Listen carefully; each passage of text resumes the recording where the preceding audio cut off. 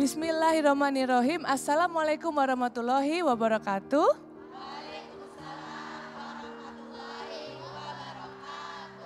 Pemirsa Kajian Hati, senang sekali Kajian Hati kembali hadir lagi ke hadapan Anda. Tentunya bersama saya Paula Verhoeven dan juga saya selalu ditemani oleh Ustadz kesayangan kita, Ustadz Hilman Fauzi. Hari ini tema kita dunia panggung sandiwara. Hanya dia yang tahu jalan ceritanya. Monggo kami persilahkan Ustadz. Bismillahirrahmanirrahim. Assalamualaikum warahmatullahi wabarakatuh.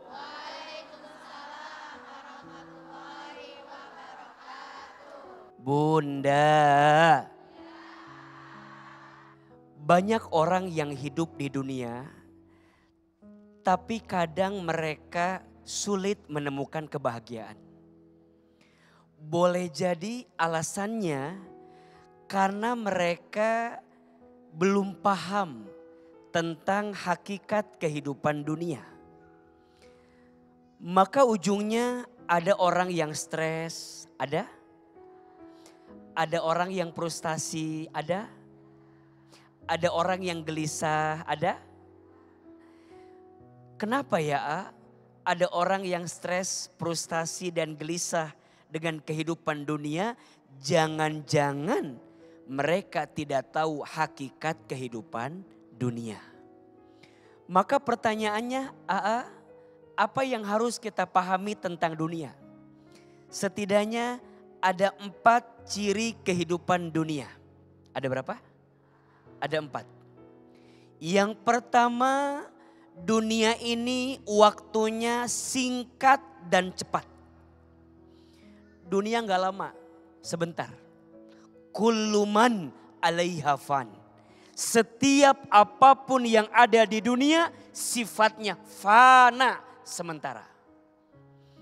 Sedihnya sementara, senangnya sementara, lapangnya sementara, sempitnya sementara. Ini hanya dunia. Waktunya singkat dan cepat. Dan kita semua akan ketemu dengan yang namanya al-maut, kematian. Yang kedua, dunia ini sifatnya permainan dan senda gurau belaka. Wa mal hayatud dunya illa la'ibun walahfun. Dan adapun kehidupan dunia ini hanyalah permainan dan senda gurau. Kalau bahasa sederhananya, panggung sandiwara. Ada yang datang, ada yang pergi. Betul? Ada yang cinta, ada yang benci. Betul? Ada yang bikin kita bahagia, ada yang bikin kita kecewa. Ada? Panggung sandiwara. Yang ketiga, dunia ini tempatnya ujian. Tidak ada satupun manusia yang hidup di muka bumi ini kecuali diuji. Maka dunia tempatnya ujian. So kalau ada orang yang nanya sama AA gimana ya biar hidup gak ada masalah? Gampang, gak usah hidup. Karena ciri dunia ini adalah tempatnya ujian. Betul? Dan yang keempat, dunia ini tempatnya ibadah. Wa ma khalaqtul jinna wal insa illa liya'budun. Dan tidaklah aku ciptakan jin dan manusia kecuali untuk beribadah kepada Allah Subhanahu wa taala. Pertanyaannya, kalau dunia ini panggung sandiwara, siapa sutradaranya? Allah. Siapa yang ngatur? Allah. Siapa yang membolak-balik? Allah. Allah Al-Qadir Al-Muqtadir. Allah yang maha memiliki takdir. Dan Allah juga yang menentukan takdir kita. Betul? Jangan resah gelisah dengan dunia yang sementara. Tapi gelisahkanlah tentang hubunganmu dengan Allah Subhanahu wa taala. Bukan dunia ini yang berat. Tapi mungkin hubunganmu dengan Allah yang tidak dekat. Bukan dunia ini yang masalahnya banyak. Tapi mungkin doamu yang kurang banyak terhadap Allah Subhanahu wa ta'ala. Maka percayalah, Allah tidak mungkin meletakkan apapun dalam hidupmu kecuali Allah tahu itu yang terbaik untukmu. Rumah tangga ada ujian tidak? Panggung sandiwara. Suami bisa mencintai kita, tapi satu saat ketika mungkin suami membenci kita, bahkan menyakiti kita. Orang yang kita berharap dia jadi sandaran terbaik, tapi malah dia jadi luka yang paling berat dalam hidup kita. Betul? Orang terdekat yang kita berharap dia jadi obat, tapi dia malah jadi orang yang paling melukai kita dengan luka yang sangat berat. Cuma dunia. Ulangi. Harta kekayaan yang kita pertahankan luar biasa, mungkin satu saat akan pergi meninggalkan kita. Cuma dunia. Maka percayalah, dunia hanya panggung sandiwara.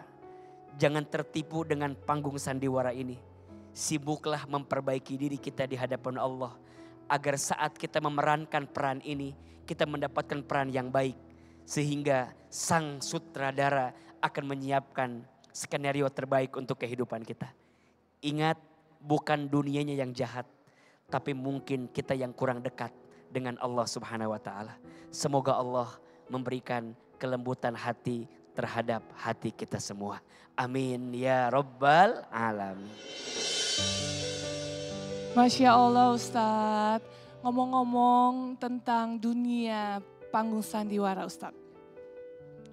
Jadi gini Ustadz, kan di zaman sekarang itu banyak orang termasuk kami sendiri tanpa sadar tuh sering menjalani hidup seperti sedang tanda kutip itu bermain peran.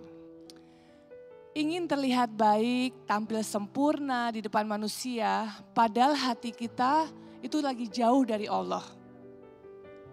Bagaimana caranya agar kami itu bisa menjaga hati agar tetap ikhlas, jujur di hadapan Allah, bukan sekedar baik di depan panggung dunia, dan juga bahkan bagaimana nih Ustadz membedakan antara tampil di dunia panggung sandiwara ini atau kita itu melakukan sesuatu ini karena Allah. Masya Allah, bagus sekali pertanyaannya. Ada satu sikap yang harus kita miliki sebagai seorang muslim yang baik, namanya adalah ikhlas. Apa? Ikhlas. Apa itu ikhlas? Ikhlas itu artinya suci, bersih, bening. Yang dia lakukan semata-mata untuk siapa? Allah. Jangan suka melihat orang dari penampilan luarnya. Betul? Termasuk ini pelajaran. Bunda sayang, jangan terlalu mudah melabeli seseorang karena kesalahan yang dia lakukan. Jangan pernah bilang dia ahli neraka dengan kesalahan yang dia lakukan. Boleh jadi di akhir kehidupannya dia bertobat, minta ampun kepada Allah, dan boleh jadi surga Allah persembahkan untuknya. Begitu sebaliknya, jangan terlalu terpesona dengan orang yang kelihatan soleh, boleh jadi di ujung hayatnya dia berbuat dosa. Sampai kemudian bukan surga yang dia dapatkan, tapi malah api neraka yang dia dapatkan. Na'udzubillahi min dzalik. Belajar melembutkan hati.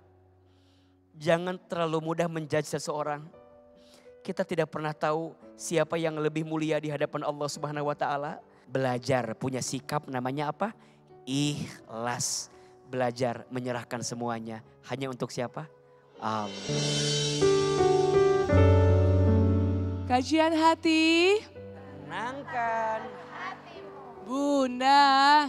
Iya Teteh. Bisa langsung ke sesi pertanyaan, ada bintang tamu di sini Ustadz.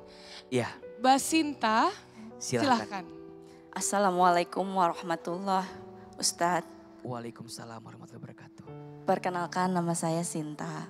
Awal tahun 2021 saya menikah dengan seorang laki-laki. Saya sering terlibat cekcok dengan suami saya karena saya mengetahui bahwa dia berjudi online.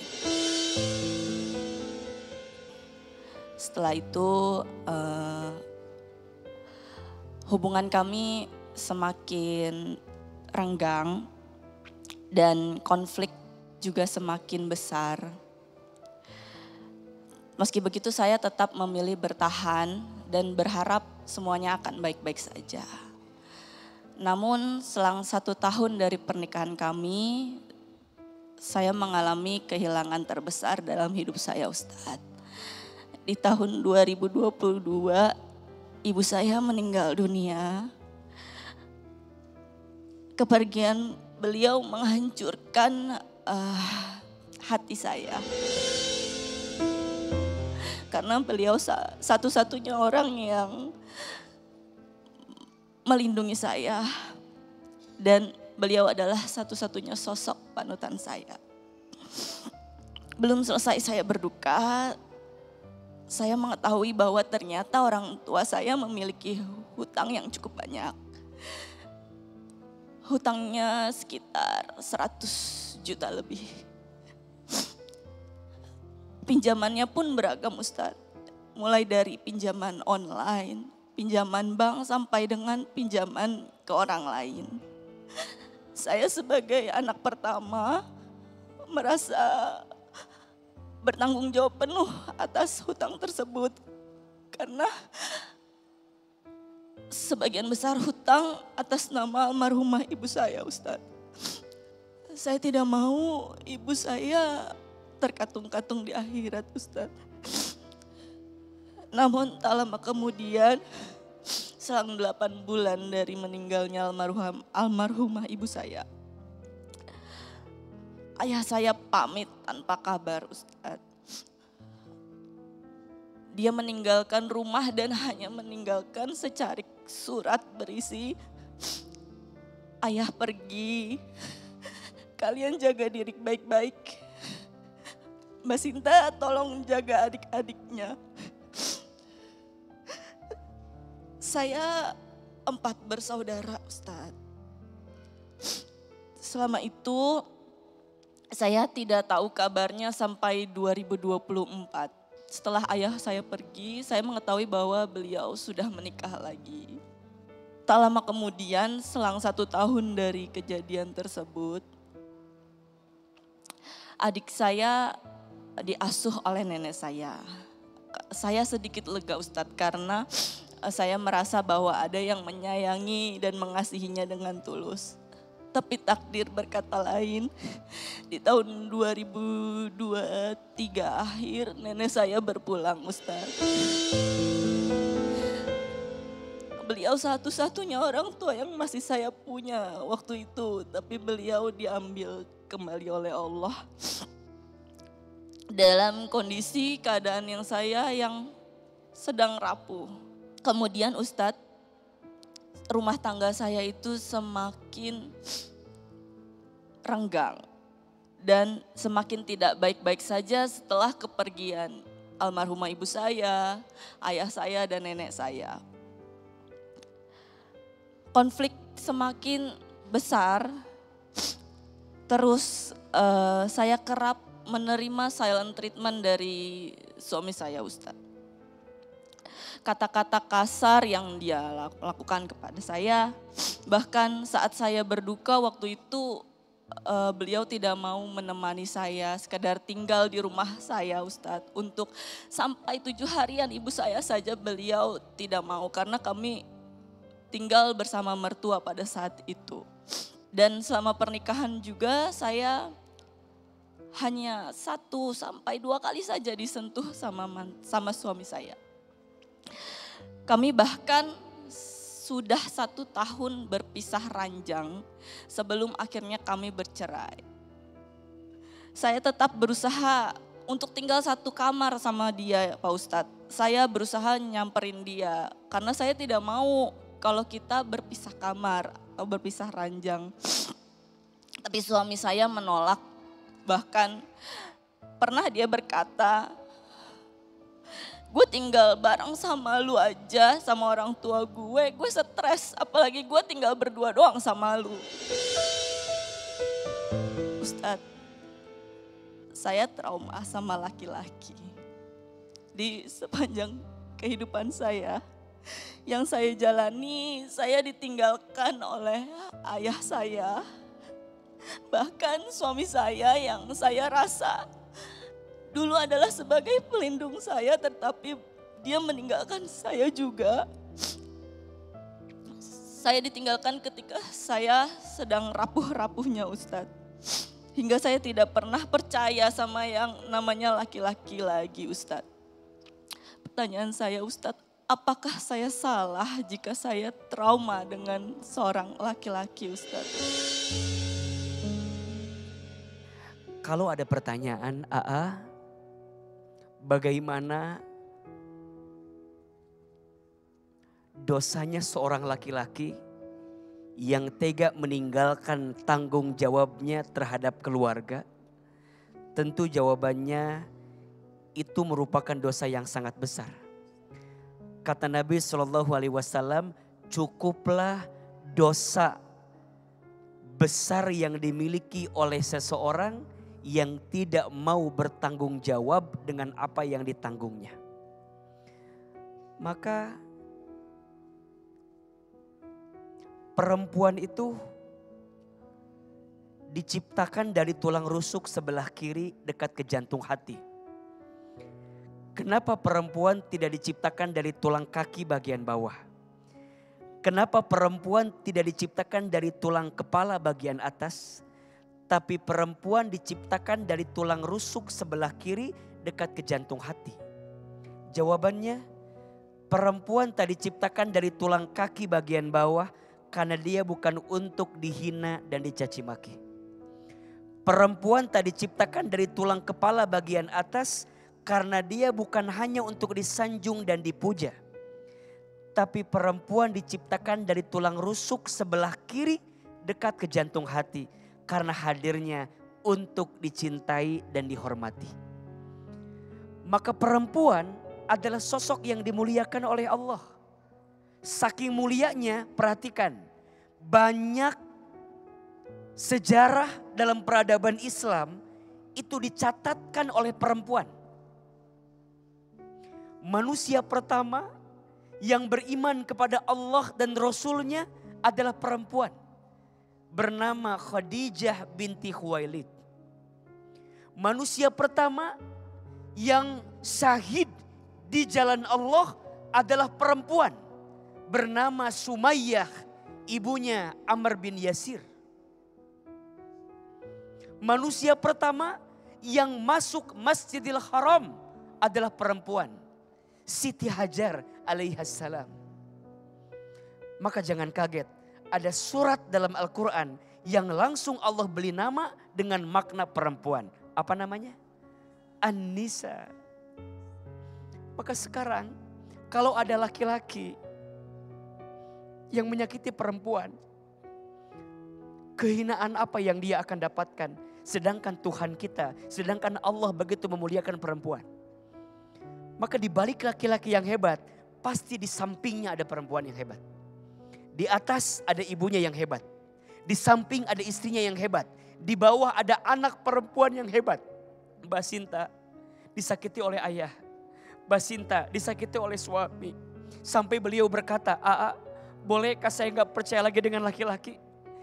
Karena saking beratnya trauma beliau. Walaupun kalau ditanya boleh atau tidak, tentu tidak boleh. Kecewa boleh, marah boleh, kesal boleh. Tapi kita tidak boleh menyimpulkan semua laki-laki sama. Kita tidak boleh memberikan kesimpulan bahwa semua laki-laki menyakiti, belum tentu. Yang kemarin hanya fase saja kita disakiti. Semoga setelah sakit yang kita rasakan, masih ada kebaikan yang Allah siapkan untuk kita. Maka ke depan, perbaiki hatimu, perbaiki hidupmu. Semoga setelah banyak laki-laki yang pernah menyakitimu, Allah hadirkan laki-laki yang soleh, yang lebih baik untukmu. Sekarang tugas Mbak Sinta ke depan adalah bagaimana memperbaiki diri. Hutang ibu harus diselesaikan bagaimanapun juga. Adik-adik harus dijaga dengan baik. Kalaupun ayah pergi meninggalkan ya sudah. Suami menyakiti dan pergi meninggalkan ya sudah. tinggal kita berjalan lagi ke depan dengan penuh kebaikan. Jangan hancur lebur karena satu orang yang pernah menyakitimu. Allah terlalu baik untuk kita curigai setiap takdirnya dengan keburukan yang kita pikirkan. Baca doa surat Al-Kahfi ayat 10 ya. Agar kita lebih cepat ditunjukkan jalan keluar dari setiap masalah hidup kita. Rabbana atina min ladunka rahmah wa hayyi lana min amrina rasyada. Pemuda Kahfi bisa keluar dari gua yang hitam dan gelap dengan membaca doa yang ini. Semoga Mbak Sinta, hutang almarhumah ibu, sakit hati ayah, sakit hati dari suami, bisa Allah tunjukkan jalan keluarnya dengan kebaikan yang lainnya. Amin ya Rabbal Alamin.